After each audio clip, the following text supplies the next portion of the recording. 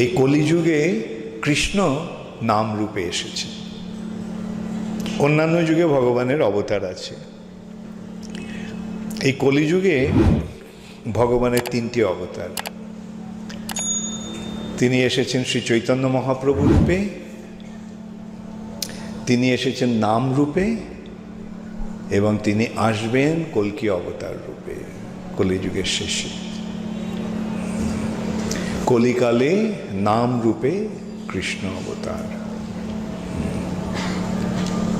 এই কলিযুগে যুগধর্ম হচ্ছে এই নাম সংকীর্তন।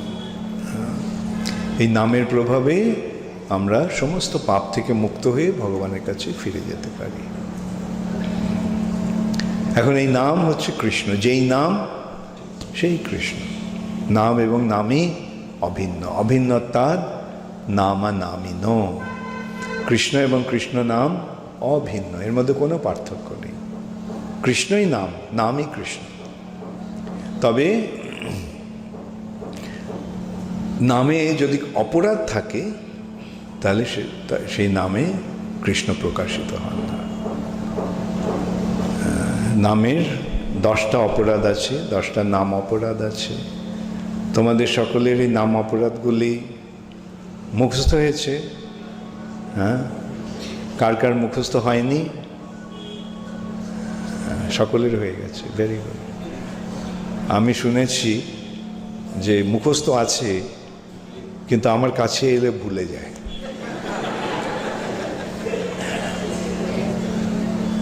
যাই হোক, সেই জন্য আমি তোমাদের আর আমার কাছে এসে এই নামের 10টা অপরাধের কথা বলতে হবে না। আমি তোমাদের কথায় বিশ্বাস করে নিয়েছি যে তোমরা সব মুখস্থ করে নিয়েছো। খুব আনন্দ হলো।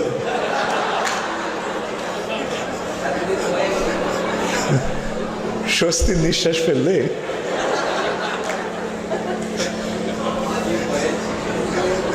ওকে,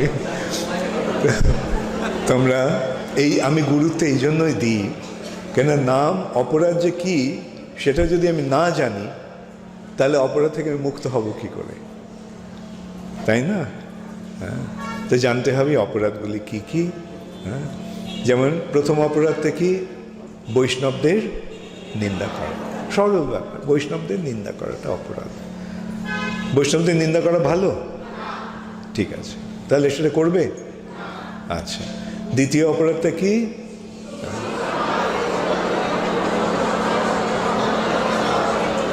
very good, I am very impressed যে তোমরা সকলে মুখস্থ করে নিয়েছো। তোমার ব্রহ্মা, শিব, দুর্গা, কালী, গণেশ এরা কি কৃষ্ণের সমকক্ষ? এদের নাম কি কৃষ্ণের সমান? অতএব দেবদেবীর নামকে কৃষ্ণের সমান বলে মনে করার উচিত নয়, সেটা একটা অপরাধ হবে। তৃতীয় অপরাধটা কি? সেটা আমি জিজ্ঞাসা করব না, তোমরা করবে? ওকে, হ্যাঁ, গুরুর অবজ্ঞা, গুরুদেবের নির্দেশ না মানা। চতুর্থ অপরাধটা কি? ভেরি গুড, হ্যাঁ, বৈদিক শাস্ত্র এবং বৈদিক শাস্ত্রের অনুগামী যে শাস্ত্র নিন্দা করে। করবে? মহাভারতে ভুল ধরবে? মনে করবে কি রামায়ণের গল্প কথা? মনে করবে বেদের বাণীগুলো, ভাগবতের বাণীগুলো, গীতার কথাগুলি সব মন গড়া কথা? আচ্ছা, ভেরি গুড। পঞ্চম অপরাধটা কি?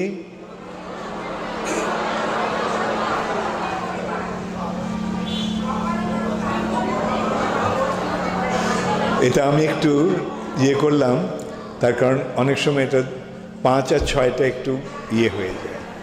হ্যাঁ, আচ্ছা, ভেরি গুড। অর্থবাদ মানে? অর্থবাদ শব্দটার অর্থ কে কে জানো? হাত তোলো। আচ্ছা, ঠিক আছে, তুমি বলো তো অর্থবাদ শব্দটার অর্থ।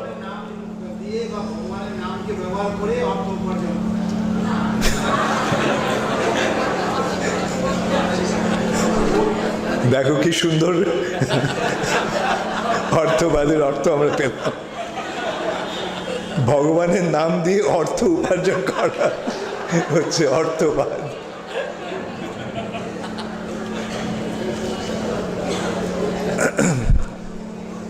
অর্থবাদ মানে হচ্ছে যে ভগবানের নাম হচ্ছে স্বয়ং ভগবান, তাই না? ভগবানের নামের একটাই অর্থ, এছাড়া অন্য অর্থ করা। অর্থ মানে কি টাকা পয়সা না? অর্থ মানে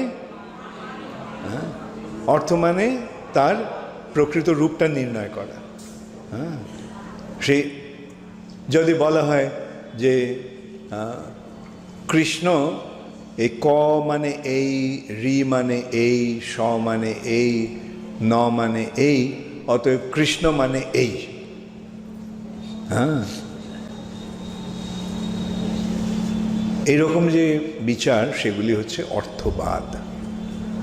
কৃষ্ণ নাম, কৃষ্ণ কৃষ্ণ এই শব্দটা কেবল কৃষ্ণকেই ইঙ্গিত করে, এছাড়া অন্য কোনো অর্থ যদি করা হয়, হ্যাঁ, সেটি হচ্ছে অর্থবাদ। ও আমার প্রতিবেশী ছেলের নাম কৃষ্ণ, ওই হচ্ছে কৃষ্ণ। আমার নাতির নাম কৃষ্ণ, ওই কৃষ্ণ হয়ে গেছে। হ্যাঁ, এইগুলো আরেকটা অর্থবাদ। অতএব এই কৃষ্ণ নামে কৃষ্ণ ছাড়া অন্য কোনো অর্থ নিরূপণ করাটাই হচ্ছে অর্থবাদ। আর ষষ্ঠ অপরাধটা কি? হ্যাঁ, অর্থাৎ তুমি বলো অর্থটা কি? ওকে, হ্যাঁ, ভগবানের নামের মাহাত্ম্যকে কল্পনা প্রশ্ন। এক কৃষ্ণ নামে যত পাপ হরে, কোনো পাপীর সাধ্য নাই তত পাপ করে। একটু আমি আগেই তো বললাম 5 আর 6 হতে পারে অনেক সময়। যখন আমরা বাংলাতে বলি তখন 5 আর 6, ইংরেজিতে একটু হয়, ওলট পালট হয়ে গেছে, সেই জন্যই আমি বললাম। তো যেহেতু প্রথমে বললো অর্থবাদ, তাই জন্য 5টাকে 5 নম্বর 6 নম্বর তাতে কিছু যায় আসে না। মানেটা বুঝতে পেরেছ?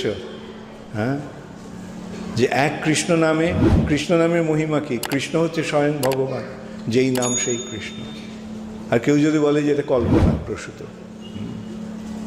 এক কৃষ্ণ নামে যত পাপ হরে, কোনো পাপের সাধ্য নাই তত পাপ করে, এগুলি সত্যিই না মিথ্যা? এটা সত্যি কথা না কল্পনা? হ্যাঁ, সেটা হচ্ছে, যদি কেউ মনে করে এগুলো কল্পনা, কাল্পনিক, হরিনামের মাহাত্ম্যকে কাল্পনিক বলে মনে করাটা হচ্ছে অপরাধ। সপ্তম অপরাধ কি? নাম বলে পাপ আচরণ করা। আচ্ছা, তুমি অর্থবাদের অর্থটা বুঝতে পেরেছো এখন? হ্যাঁ, ওকে, সকলে বুঝতে পেরেছো তো? তাহলে অর্থবাদ মানে কি? হরিনাম করে, নাম দিয়ে টাকা পয়সা রোজগার করা। ওকে, নাম বলে পাপ আচরণ করা। হ্যাঁ, নামের ফলে কি হয়? আমি যেটা বললাম, এক কৃষ্ণ নামে যত পাপ হরে, কোনো পাপের সাধ্য নাই তত পাপ করে। তাহলে চলো পাপ করি, আবার কৃষ্ণ নাম করব, তাহলে পাপগুলো ক্ষয় হয়ে যাবে, হবে কি না? অতএব তার মানেটা কি? যখন নামের আশ্রয় করছো তখন আর কোনো পাপ করবে না। সেই জন্য এই 4টি নিয়ম, আমরা যে 4টি নিয়ম পালন করি, তাহলে পাপ হবে না। আমিষ আহার না করলে, নেশা না করলে, অবৈধ সঙ্গ না করলে, জুয়াপাশা না খেললে, মিথ্যা আচরণ না করলে পাপ হবে না, পাপ স্পর্শ করতে পারবে না। সপ্তম অপরাধ, হ্যাঁ, তাহলে নাম বলে পাপাচরণ। অষ্টম অপরাধ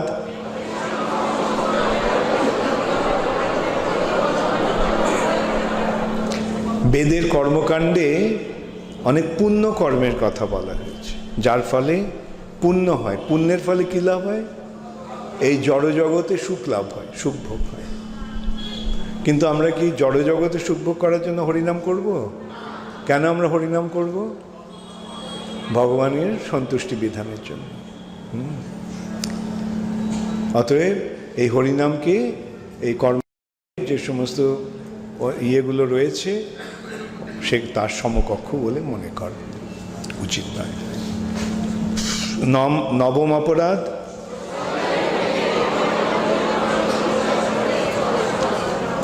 ওকে, আমি আশা করি আমি শুনতে পেয়েছি। যাদের শ্রদ্ধা নেই, শ্রদ্ধাহীন, ভগবানের প্রতি যাদের বিশ্বাস নেই, তাদের কাছে গিয়ে ভগবানের কথা, ভগবানের মহিমা কীর্তন করা উচিত নয়। আর দশম অপরাধ,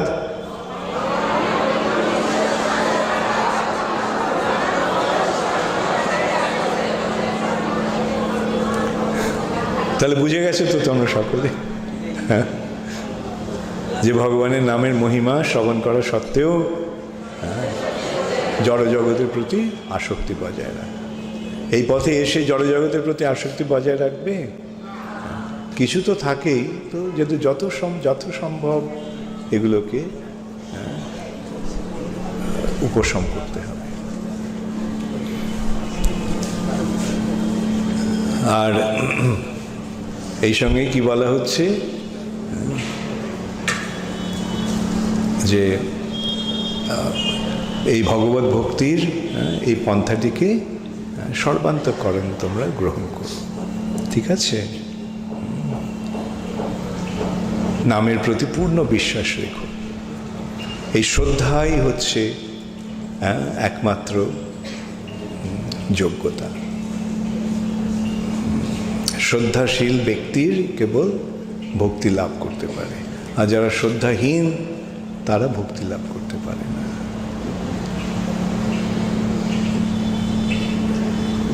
তাহলে এই দশম অপরাধ আমরা জেনে নিলাম। এবং সবসময় মনে রেখো যে এই নাম আর নামই, অর্থাৎ এই কৃষ্ণ নাম, হরে কৃষ্ণ মহামন্ত্র, আর হরে কৃষ্ণ মহামন্ত্র হচ্ছে রাধা কৃষ্ণ। হরে, রাধারানীর একটা নাম হচ্ছে হরা, সেই হরা সম্বোধনে হয় হরে, হরে।